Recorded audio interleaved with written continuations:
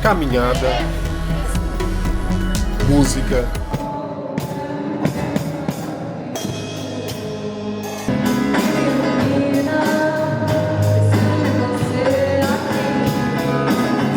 nem tudo é como você quer, nem tudo pode ser perfeito, pode ser fácil se você... palestras, me perguntaram na entrevista o que eu não sei fazer. Meio difícil, né? Porque a gente sabe fazer. O que você não sabe fazer? campanha de conscientização nas ruas. Eventos como esses em Sorocaba procuram aumentar o valor de quem possui algum tipo de deficiência, em um Brasil que possui mais de 120 milhões de PCDs. A nomenclatura que identifica pessoas surdas, mudas, cadeirantes ou com mobilidade reduzida, como é o caso de vítimas de acidentes automobilísticos ou que contraíram uma doença que obrigou-as a enfrentar uma nova realidade, exigindo adaptação, apoio familiar e muita, mas muita força de vontade para superar os desafios que se apresentam. Respeito, direito à inclusão! Queremos respeito, direito à inclusão! É o caso deste advogado que, após contrair uma doença que o fez perder a visão, precisou perceber a vida com outro olhar. Para ele, a escuridão se transformou em luz quando decidiu fundar uma escola de música apenas para cegos.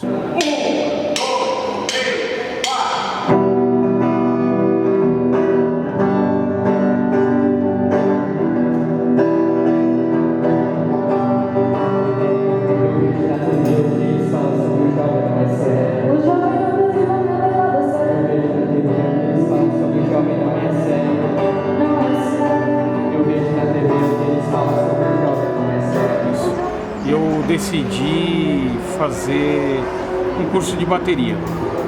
Procurei uma instituição aqui na cidade de Sorocaba e não consegui nenhuma vaga. Acabei procurando uma escola particular e logo já fui me apresentando, fui treinando e foi acontecendo diversos eventos. Fez com que eu me aproximasse de um dos professores que trabalhava nessa escola e a gente resolveu fundar essa escola. Você perdeu a visão como você se adaptou a essa nova realidade? Eu perdi a visão recentemente, fazem 4 anos, em decorrência de retinopatia diabética, e eu procurei 2 instituições que tem aqui na cidade de Sorocaba e lá eu fiz uma readaptação, né? Aprendi a andar, aprendi a fazer esportes, fazer as coisas do cotidiano que eu já sabia fazer, porém agora sem a visão. A minha mensagem é: não tenha vergonha, ninguém escolhe ser cego, não se esconda dentro de casa, tem vida depois da perda da visão, uma vida bem bacana. Hoje eu pratico esportes, sou um atleta da Prefeitura de Sorocaba, bolsista. Eu continuo advogando, que é a minha principal profissão. Eu tenho uma escola de música, faço parte da banda, eu tenho uma vida 99% normal. Esta jovem cega canta em plenos pulmões para sua voz ser ouvida e chegar à sociedade.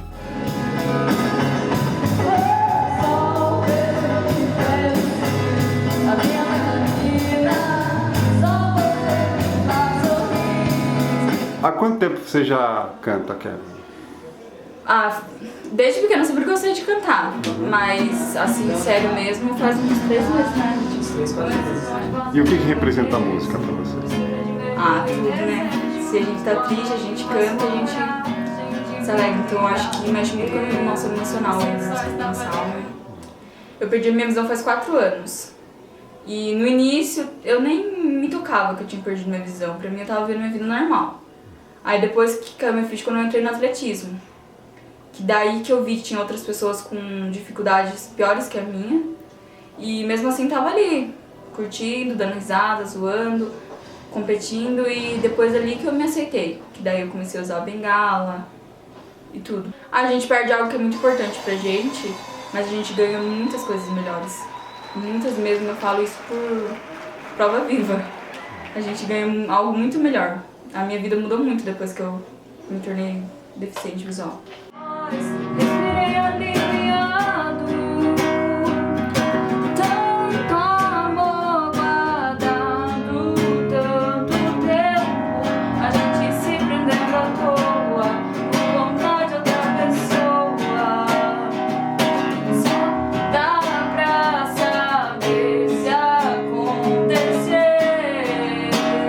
Seu colega de banda também é cego, mas desde quando nasceu. O jovem explica que a própria sociedade é preconceituosa com PCDs, pois muitas pessoas as tratam ainda com pena, e dá um exemplo. Segundo ele, muitos evitam até fazer piada com o cego, mas é isso que contribui para o aumento do preconceito. Eu acredito que o deficiente ele não é, o deficiente ele não é diferente, né? Vamos supor, você ser deficiente, você somente tem uma maneira diferente de fazer alguma coisa. Você precisa arranjar uma forma diferente de fazer algo. Mas acima de tudo, nós somos seres humanos. Então vamos supor, toda essa questão de diferenciar, eu não acredito que o deficiente seja algo diferente, entendeu? Somente alguém que precise de um auxílio a mais para algumas outras coisas, mas quem nunca precisou de ajuda na vida, não é verdade? Então eu acredito assim, a inclusão deve partir dos princípios sociais. Por exemplo, a partir do momento que você faz uma piada com o deficiente, não é dogma, você não... Porque, imagine só, você estaria de uma certa forma indireta excluindo o deficiente da sociedade. Então eu acredito que o deficiente deva ser incluído de todas as formas, né? Então, vamos supor, a primeira vez que minha mãe, por exemplo, me ensinou a dobrar roupa, ela tentou ver uma forma que eu não ia precisar da visão para fazer. Eu nasci cego. Por quê? Retinoblastoma, câncer na retina. E aí eu tive que fazer a extração do olho direito. E o olho esquerdo não vê muita coisa não, sabe? Aquela coisa de claridade, essas coisas assim. E como você veio se adaptando ao longo da sua vida? Como foi a sua percepção de mundo? Olha, é assim, no meu caso é um pouco mais diferente, né? Porque, por exemplo, todas as vezes que eu precisei me adaptar, o pessoal, meus familiares sempre buscavam essa forma de entender as coisas de uma forma diferente, né? Então, desde sempre, eu percebi que as pessoas que conviviam no meu círculo social sempre buscavam encontrar uma maneira diferente de adaptar algo e para ao mesmo tempo adaptar para que eles pudessem me ensinar a fazer alguma coisa. Mas existe uma razão para o temor de se fazer piada em público. A Lei 13.146, de 6 de julho de 2015, estabeleceu o Estatuto da Pessoa com Deficiência e definiu, entre outras normas, que é crime discriminar, abandonar ou praticar violência contra pessoas com deficiência. Sim, mas o que o jovem cantor considera que é o contexto que determina se uma pessoa com deficiência visual está sendo discriminada ou não. Então, vai uma piada aí. Eu quero ser incluído na sociedade, mas se você puder ser incluído na sociedade, você tem que aceitar que as pessoas também farão brincadeiras com você, vamos supor. Não é porque o fato de você ser deficiente não exclui você da sociedade, entendeu? Inclusive para piadas. Uma piada que você lembra, assim, por exemplo? Piada pra cego? Isso. Claro, você sabe qual que é. Sabe como que o cego faz como que ele consegue andar na casa dele sem ajuda? Não. É porque eles limpam o chão da casa com veja. Sorocaba tem mais de 120 mil pessoas com algum tipo de deficiência. A Lei 11.849, de 20 de dezembro de 2018, instituiu o dia 21 de setembro como Dia Municipal de Inclusão e Luta da Pessoa com Deficiência. É nesse período que a Prefeitura da cidade realiza a Semana Municipal de Inclusão, com uma série de atividades que mobilizam a comunidade, entidades assistenciais, voluntários e especialistas no assunto. A gente percebe assim que a musicalização, né, para os alunos é uma maneira deles se expressarem, não só pedagogicamente, via caderno, mas através da música. A questão da emoção, a questão da vocalização mesmo. Tanto que o nosso grupo de coral é um professor de música e fonoaudiólogo, que trabalha as vozes.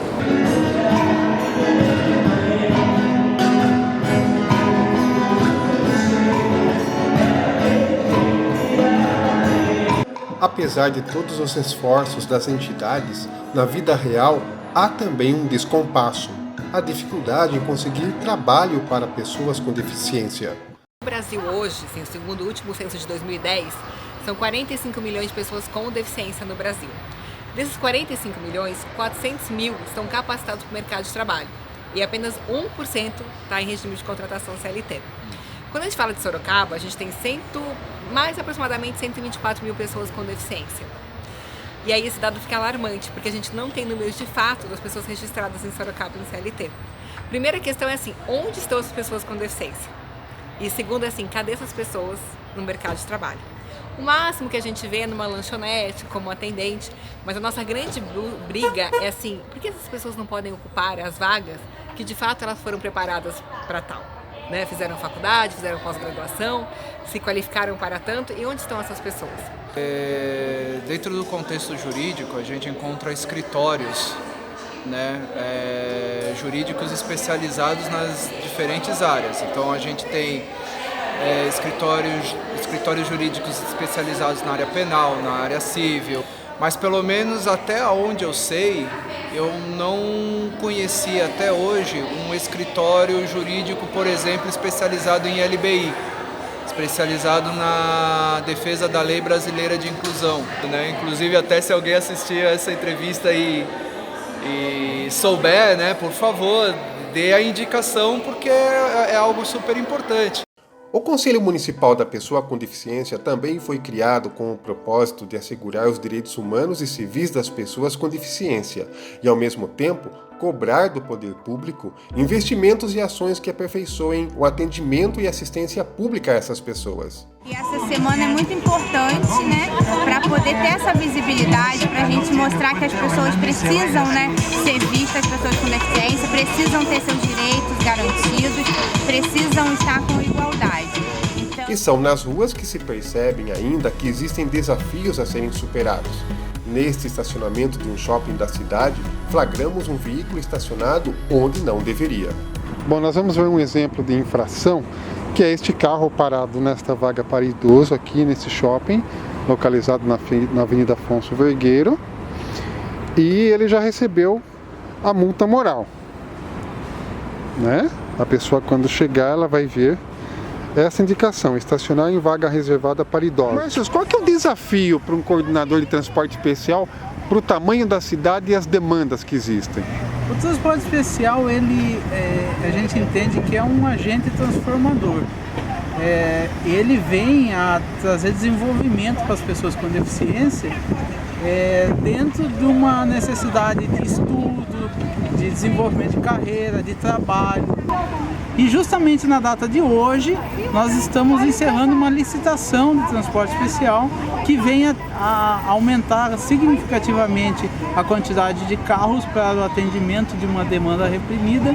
Então nós estamos aí contando aí que nos próximos meses nós já vamos ter carros novos nas ruas para atender esse público. A gente trabalha, a Secretaria da Cidadania e Participação Popular trabalha com vários segmentos, né, como as pessoas idosas, né, combatendo o racismo, né? Então a gente vê que a questão da não violência é o principal que a gente tem que combater. As pessoas esses segmentos são mais vulneráveis socialmente falando, então o poder público, enquanto guardião desses direitos, ele precisa promover várias ações para conscientizar a população para que esses direitos não sejam violados. As pessoas têm que respeitar as leis, né, que são aplicadas. Então, os direitos humanos cabem em relação ao respeito. Né? Aqui, por exemplo, nas vagas preferenciais, poucas pessoas respeitam, as pessoas reclamam muito, se acham no direito de eu preciso da vaga, está incomodando, né? Então eu acho que é questão de educação, respeito, empatia, se colocar no lugar do outro, isso é direito humano. Nossa, é uma tremenda falta de educação, né, meu filho? É o mal do brasileiro, o brasileiro é mal educado. Então, infelizmente, nós temos que aprender muito ainda para poder respeitar o próximo. Ninguém pensa no próximo. Também existem falhas do próprio poder público, como nesta faixa viva, que não possui rebaixamento para cadeirantes. Ô Maicon, não bate uma faixa viva onde não dá para descer, né? Não tem lógica, né? Não tem cabimento. Como que é feito, pensado em quem isso daqui, né? Não dá para se ter ideia de quem fez essa obra de arte. É sorrir para não chorar, não ficar bravo, né? Enquanto ainda existe muito a fazer para alcançar o consciente coletivo, instituições procuram fazer a sua parte. Este espaço da Facens, por exemplo, no Shopping Cianê, incentiva alunos desta escola técnica a desenvolver um jogo para cegos. O intuito do jogo vai ser 2 níveis.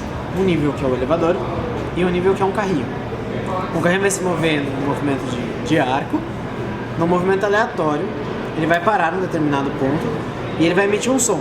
A pessoa, como ela é um deficiente visual, ela vai escutar esse som e através de uma mira, ela vai tentar acertar esse alvo. Se ela acertar, vai emitir um som e se ela errar, vai emitir outro. É bem simples, é mais para treino, né, da audição. A Facens trouxe para o shopping um espaço educativo, onde a gente faz o apoio de várias iniciativas educacionais, o próprio nome diz. Então aqui no espaço você consegue ter um pouco da essência da Facens de engenharia, e a gente apoia também iniciativas como essa da Semana da Pessoa com Deficiência e Mobilidade. 1, 2, 3 e... Olá pessoal, aqui está o Teco Barbero, idealizador desse projeto incrível que está aqui na nossa vitrine, na exposição Mulher Sensível. A gente fala especial, mas eles são especial da gente, o sentimento, o carisma, né? O carisma que eles têm, essas coisas de preconceito, né? É muito bom não ter, é difícil, mas a gente consegue um dia chegar. Ele é o mais puro amor do divino Criador.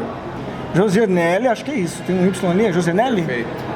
Josenelle, mãe do Emanuel. Então, eu sou portador da deficiência visual há 15 anos. Perdi a visão aos 7 anos de idade por sequela de hidrocefalia. E para mim me adaptar a ela foi bem difícil. Na verdade, assim, é uma luta diária, né? Uma adaptação diária por conta de falta de estrutura mesmo na sociedade, por falta de conhecimento das pessoas, até mesmo por falta de curiosidade delas, né? Ele foi seu aluno, mas você também aprendeu com ele? Nossa, imensamente. Eu tive vários exemplos assim como ele, em outras deficiências, não só visual, e é inspirador, porque assim, você perceber e enxergar o que eles enxergam, que é diferente do que eu enxergo, foi uma lição pro resto da vida.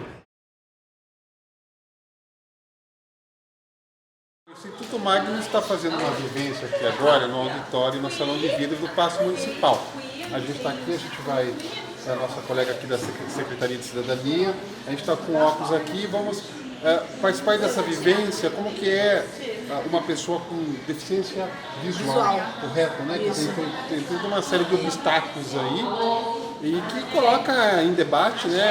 Aumenta a percepção das pessoas em relação qual o olhar que nós temos que ter para a pessoa com deficiência. Olha, é uma sensação muito desconfortável, se for resumir em uma palavra, para pensar para a pessoa que nasceu sem visão 100%, ou de repente você pode sofrer um acidente de carro, você pode contrair uma diabetes e ter que se submeter a uma nova adaptação para você conseguir se locomover.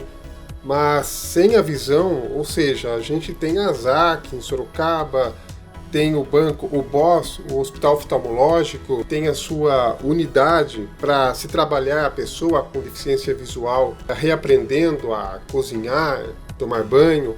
Olha, é realmente uma sensação bastante incômoda. Essa vivência, ela é importante para a pessoa se colocar no lugar, né?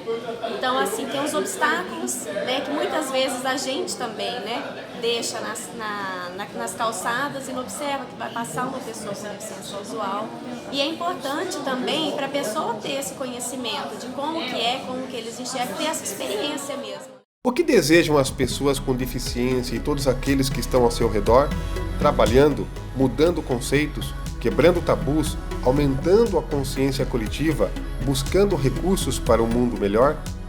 A lição pode não estar neste tempo, mas já foi lembrada em um pensamento.